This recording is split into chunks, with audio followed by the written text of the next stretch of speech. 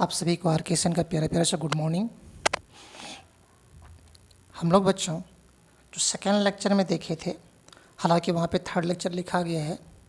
Second lecture में पैरियोडिक table का brief study कर रहे थे और वहाँ पे मैंने बताया था कि जो एस ब्लॉक के एलिमेंट है उसे दो ग्रुप में बांटा गया है। दो ग्रुप में इसलिए बांटा गया क्योंकि एस जो ऑर्बिटल है उसमें दो ही इलेक्ट्रॉन रह सकते हैं और दो इलेक्ट्रॉन रहेंगे तो उसमें दो ग्रुप मिलेगा। तो एक जो फर्स्ट ए ग्रुप था और दूसरा था सेकेंड ए ग्रुप। तो सेकेंड ए ग्रुप जो मैंने वहाँ पे आपको लिखा रहा था, तो वहाँ पे लेटर आपके कट जा रहे थे, तो मैं उसे ठीक से वॉच नहीं कर सका, तो उसे आप फिर से एक बार समझ लोगे। हालांकि मैं सारी बातों को लिखा दिया हूँ, फिर भी बच्चे की एक जिद्दी होते हैं, कई बच्चे मुझसे कमेंट भी कर दिए, इसलिए आप क्या करें उसे एक बार फिर से देख लें। देखो बाबू, ये आपके पास सेकेंड ग्रुप का मेंबर है, जिसमें से कौन कौन आते हैं? Beryllium, magnesium, calcium, strontium, barium, radium, है ना। अगर आप ट्रिक्स याद करना चाहते हो, बी बेटा, एम जी मांगे, सी ए कार, एस आर सुंदर, बी ए बाप, आर ए राजी। बेटा, मांगे, कार, सुंदर, बाप, राजी। जिसमें से आर ए जो रेडियम है वो क्या होते हैं? रेडियो एक्टिव एलिमेंट होता है, ये रेडियो सक्रिय तत्व होते हैं। चलो जब फर्स्ट में इससे बात करूं, बेरिलियम जिसका एटॉमिक नंबर कितने होते हैं? 4 होते हैं। और जब इसका इलेक्ट्रॉनिक कॉन्फ़िगरेशन लिखोगे तो 1s2 2s2 होंगे, 4 इलेक्ट्रॉन को डिस्ट्रीब्यूट करना है। तो 72 कक्षा कौन हमारे पास? 2s2 है। ओके, उसी प्रकार से मैग्नीशियम को लिखोगे तो 72 कक्षा मिलेगा 3s2, ओके, क्योंकि मैग्नीशियम 12 होती है। कैल्शियम का लिखोगे आएगा 4s2, स्ट्रोंशियम का लिखोगे 5s2, बेरियम का 6s2 एंड रेडियम का 7s2 मिलेगा। दैट मीन्स इसके सभी के 72 कक्षा में दो ही इलेक्ट्रॉन है। इसका मतलब ये हुआ इसके 72 कक्षा का इलेक्ट्रॉनिक विन्यास कैसा होगा? NH2 होंगे। N देखो लिखा हुआ यहाँ पे, आउटर मोस्ट ऑर्बिट का electronic configuration NH2, outer most orbit मतलब 72 कक्षा, NH2 होंगे इसके, ठीक है। अगर एक क्वेश्चन जहाँ पर n क्या है बाबू? 72 कक्षा है, अगर n का मान यहाँ पे 2 रखोगे तो आपको ये मिलेगा, 3 रखोगे तो ये मिलेगा, 4 रखोगे तो ये मिलेगा। दैट मीन्स डिफरेंट अगर आप नंबर रखोगे, ऑर्बिट की संख्या रखोगे तो आपको डिफरेंट नंबर रखोगे तो आपको डिफरेंट ऑर्बिट मिलेगा।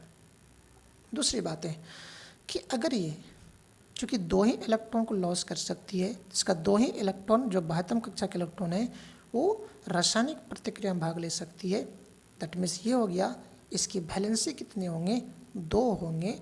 संयोजकता कितने होंगे बाबू? 2 होंगे। और अगर संयोजकता 2 हो तो क्या बोलेंगे उसको हम लोग? डाइवैलेंट या बाइवैलेंट। वही लिखा हुआ यहाँ पे सेकेंड पॉइंट में, ये क्या होता है बाबू? डाइवैलेंट या बाइवैलेंट, जिसको हम लोग हिंदी में बोलेंगे द्विसंयोजकता। क्या बोलेंगे? द्विसंयोजकता। अगर ये क्वेश्चन कर दे विच निम्नलिखित में कौन द्विसंयोजकता को दिखाती है? एकल संयोजकता को दिखाती थी फर्स्ट ए ग्रुप का मेंबर, जिसको बोले थे हम लोग एल्कली मेटल। और द्विसंयोजकता कौन दिखाती है बाबू? सेकेंड ए ग्रुप का मेंबर। और सेकेंड ए ग्रुप मेंबर में जितने भी एलिमेंट्स हैं सारे के सारे मेटल होते हैं, है ना। और इन सब मेटल को एक विशेष नाम से जानते हैं, एल्कलाइन अर्थ मेटल। देखो लिखा यहाँ पे, called alkaline earth metal, called alkaline earth, EARTH, earth metal. इन सब तत्व को क्या कहते हैं बाबू?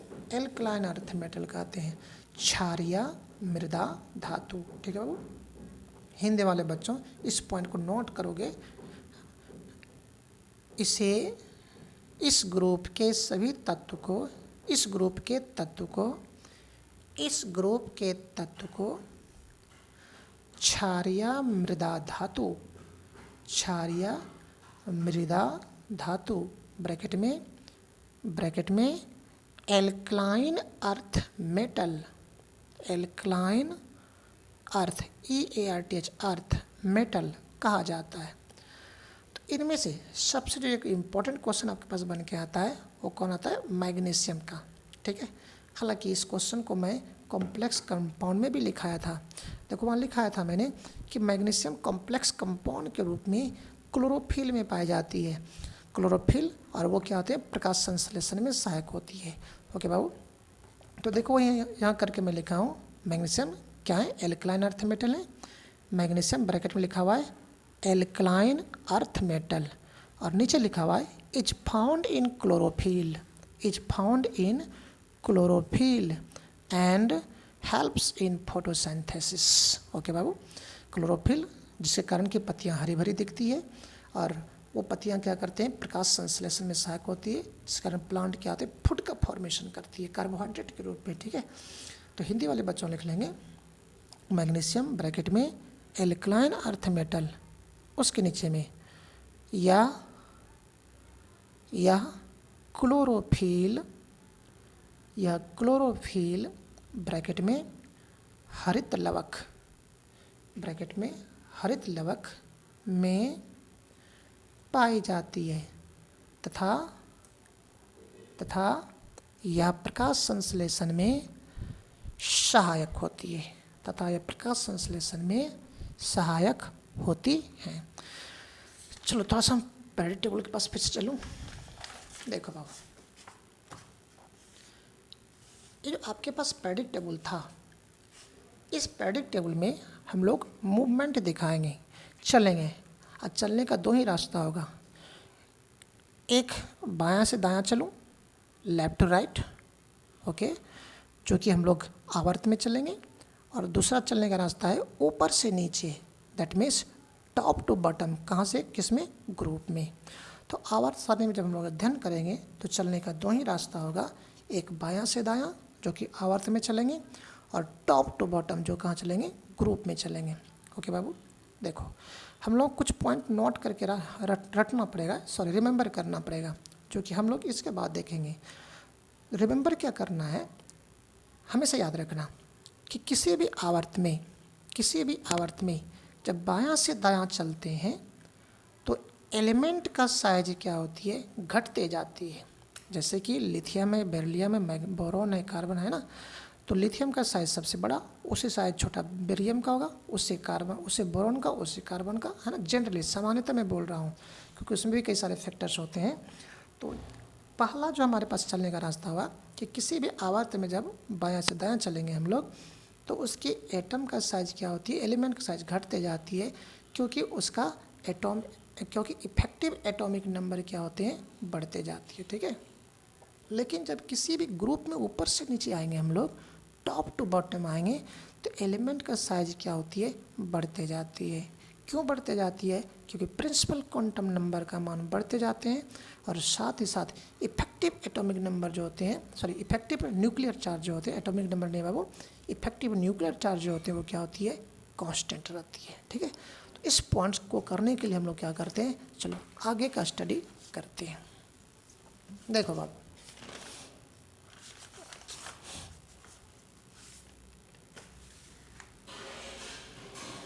मैं लिखा यहाँ पे रिमेंबर के रूप में, रिमेंबर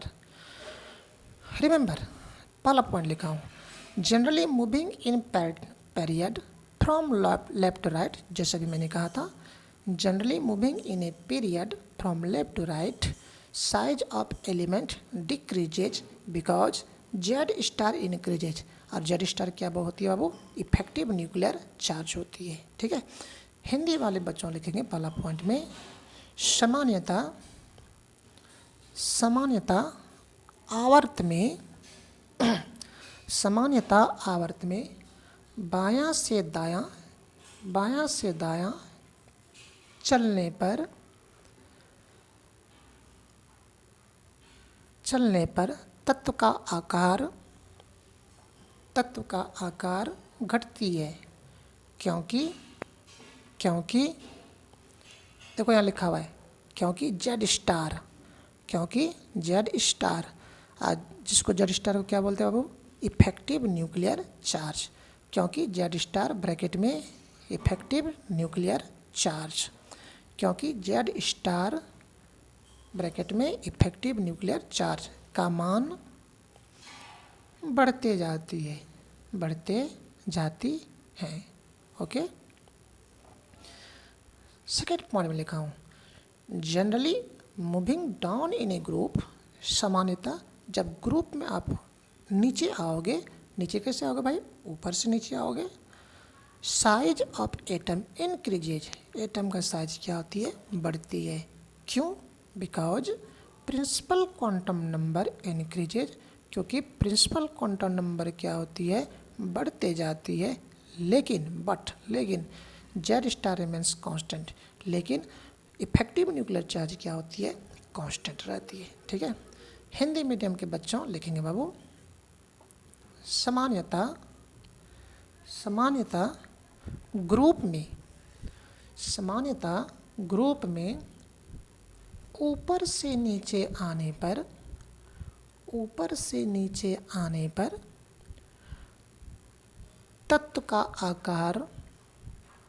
का आकार बढ़ते जाती है, क्योंकि प्रिंसिपल क्वांटम नंबर, देखो बाबू यहाँ लिखा हुआ है, क्योंकि प्रिंसिपल क्वांटम नंबर बढ़ते जाती है, क्योंकि प्रिंसिपल क्वांटम नंबर मतलब कक्षा की संख्या, ऑर्बिट की संख्या, है ना, क्योंकि प्रिंसिपल क्वांटम नंबर बढ़ते जाती है। लेकिन जेड स्टार कांस्टेंट रहती है। ठीक है, अब सबसे जो बड़ी वाइटल है वो कौन है बाबू, हम लोग यहाँ पे लिख रहे हैं। तो सबसे जो बड़ा वाइटल है वो है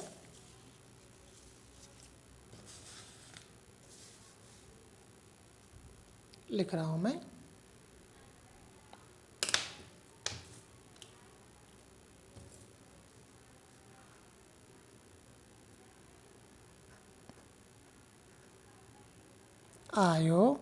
ionisation energy.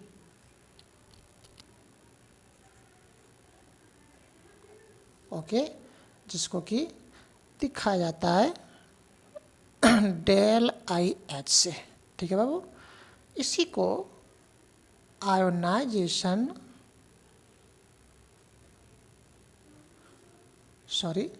Energy, ionisation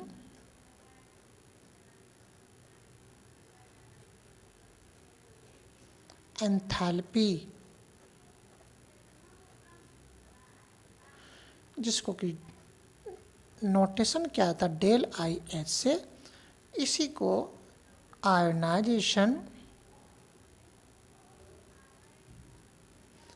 energy भी कहते हैं,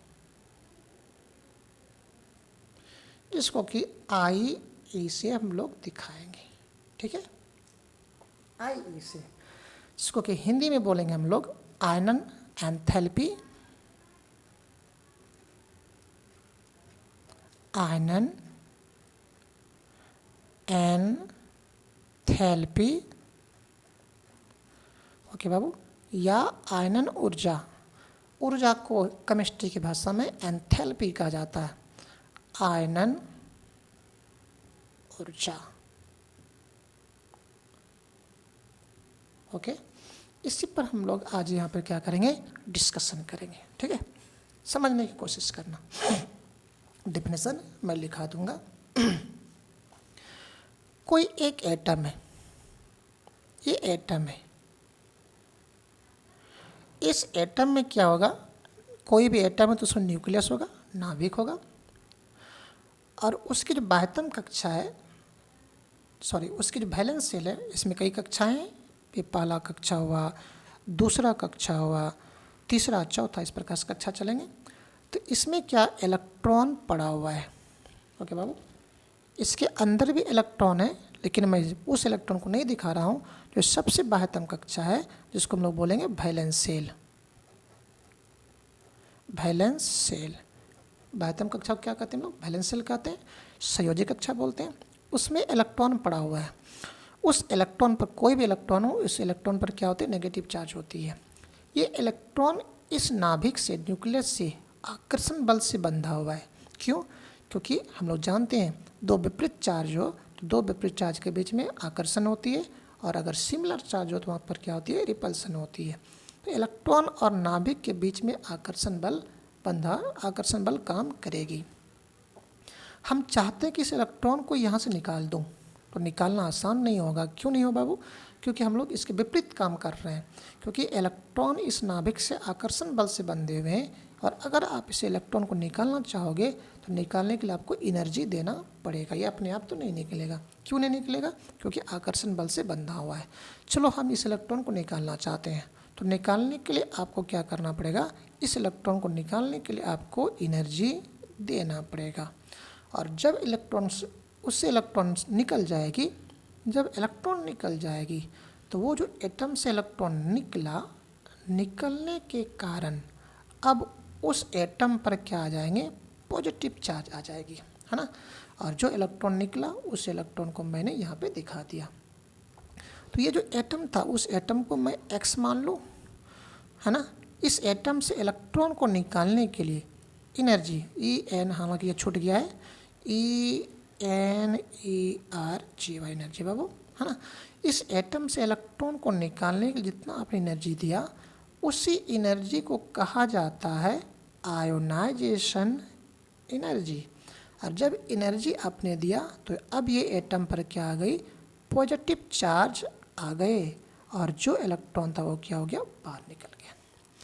तो आयोनाइजेशन एनर्जी का डेफिनेशन क्या हो गया कि किसी एटम के बाह्यतम कक्षा, आउटर मोस्ट ऑर्बिट से इलेक्ट्रॉन को निकालने के लिए जितनी एनर्जी की आवश्यकता होती है उस एनर्जी को कहा जाता है आयोनाइजेशन एनर्जी।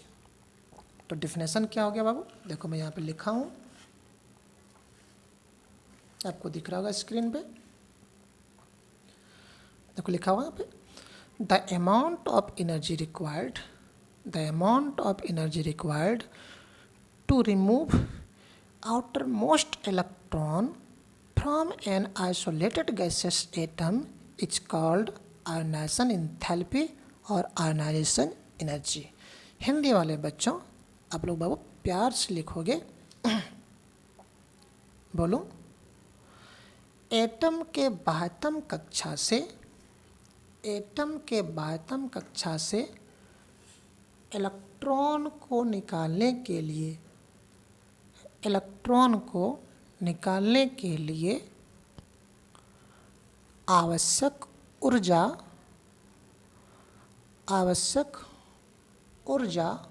को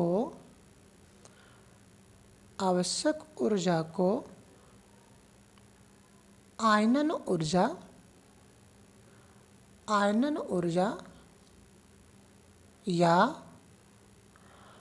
या आयनन एंथैल्पी कहा जाता है। ठीक है, ओके बाबू। जो अभी मैंने आपको बताया वो यहाँ भी लिखा हुआ था।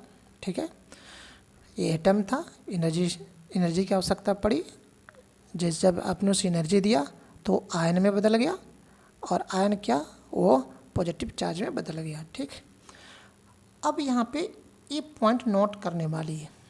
अब देखो, इस एटम से इलेक्ट्रॉन को निकालने के लिए आपने एनर्जी दिया, हमसे मेरे पास मान लिया जाए कि इलेक्ट्रॉन है, आपने मेरे पास इलेक्ट्रॉन निकालने के लिए आपने एनर्जी दिया। अरे जनाब, मैं एनर्जी लूँगा तब ना आप मुझे एनर्जी दोगे। इसका मतलब क्या हुआ? मैं एनर्जी ग्रहण कर रहा हूँ तब तो मुझे दे रहे हो। तो आपको पता होनी चाहिए कि प्रोसेस जो होते हैं, अगर कहीं पर कोई बड़ी एनर्जी ग्रहण कर रहा हो, किसी भी सिस्टम एनर्जी का ग्रहण होता हो, तो हम लोग कहते हैं वो ऊष्माशोषी प्रक्रिया है, एंडोथर्मिक प्रोसेस है। और अगर कहीं सिस्टम से एनर्जी बाहर निकल रहा हो, कहीं एनर्जी बाहर निकल रहा हो, तो हम लोग कहते हैं वो क्या होते हैं बाबू? ऊष्माक्षेपी प्रक्रिया है, दैट मीन्स एक्सोथर्मिक प्रोसेस है। तो ये तो क्लियर हो गया कि आयनाइजेशन एनर्जी, आयन मतलब इलेक्ट्रॉन निकालने के लिए मुझे एनर्जी की आवश्यकता पड़ेगी। इसका मतलब ये हुआ आयनन ऊर्जा किस प्रकार की प्रक्रिया है बाबू? एंडोथर्मिक प्रोसेस है, ऊष्माशोषी प्रक्रिया है। तो देखो आपके यहाँ पे बोर्ड पेपर में दिख रहा होगा, मैं लिखा हूँ यहाँ पे, इस पॉइंट को नोट करने वाले पॉइंट है। आयनन ऊर्जा इज इंडोथर्मिक प्रोसेस, आयनन ऊर्जा इज इंडोथर्मिक प्रोसेस को अंडरलाइन कर लेना है, ठीक है, वो भी कभी कभी नहीं, ऑलवेज। हालांकि सेंटेंस थोड़ा सा ये मिस्टेक हुई है, होना चाहिए ionization energy is always endothermic process होनी चाहिए, ठीक है। तो हिंदी वाले बच्चों क्या करोगे बाबू, लिखोगे आयनन ऊर्जा हमेशा ऊष्माशोषी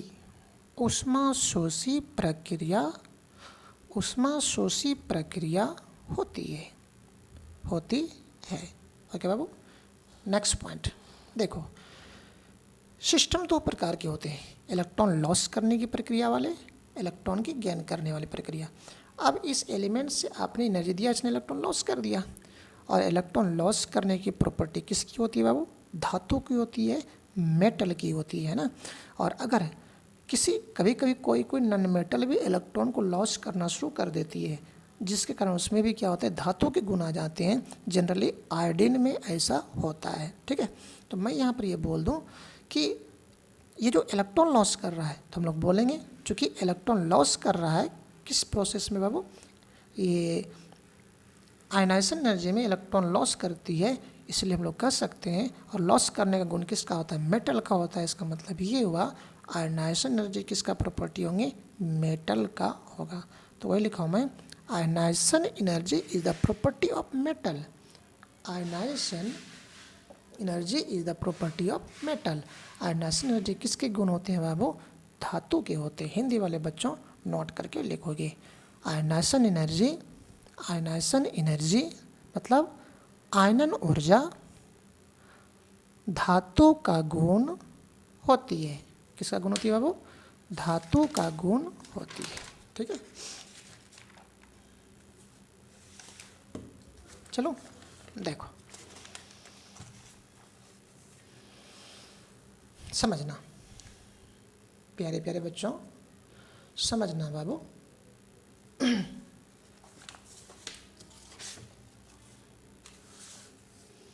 आपके स्क्रीन पर दिख रहा होगा, एक यहाँ पे एटम है और दूसरा एटम यहाँ पे लिया गया है। आपको दिख भी रहा होगा कि ये जो एटम है, इस एटम की तुलना में छोटा दिख रहा होगा। मतलब ये छोटा एटम है और ये बड़ा एटम है। ये स्मॉल एटम है, मैं लिख ही दूँ, स्मॉल है, और ये बिगर है, मतलब इसके तुलना में क्या है, बड़ा है। अब ये छोटा एटम है, तो छोटा एटम में जो इलेक्ट्रॉन होगा वो नाभिक के करीब होगा, किसके तुलना में, बड़ा एटम की तुलना में। मैं फिर से बोल रहा हूँ, बड़ा एटम में इलेक्ट्रॉन जो होगा नाभिक के तुलना में छोटे एटम में क्या होंगे, बड़े एटम में, फिर से सुनना बाबू, बड़े एटम में जो इलेक्ट्रॉन होंगे वो दूर पर होगा, किससे, नाभिक से, है ना। किसके तुलना में बाबू, छोटे एटम के तुलना में, ठीक है। हालांकि ये भी इलेक्ट्रॉन नाभिक के संपर्क में है, ये भी इलेक्ट्रॉन न्यूक्लियस के संपर्क में है। मैं चाहता हूँ इस इलेक्ट्रॉन को निकालूँ, इस इलेक्ट्रॉन को भी निकालूँ, और इसको निकालने के लिए आपको एनर्जी देना पड़ेगा। और इस एनर्जी को क्या नाम देंगे बाबू हम लोग, आयनाइजेशन एनर्जी। अब मेरा क्वेश्चन है कि मैं इस इलेक्ट्रॉन को निकालना चाहता हूँ, यहाँ से भी इलेक्ट्रॉन को निकालना चाहता हूँ, और निकालने के लिए आपको ये एनर्जी दोगे, मतलब आयनाइजेशन एनर्जी दोगे। उस आयनाइजेशन एनर्जी दोनों को चाहिए।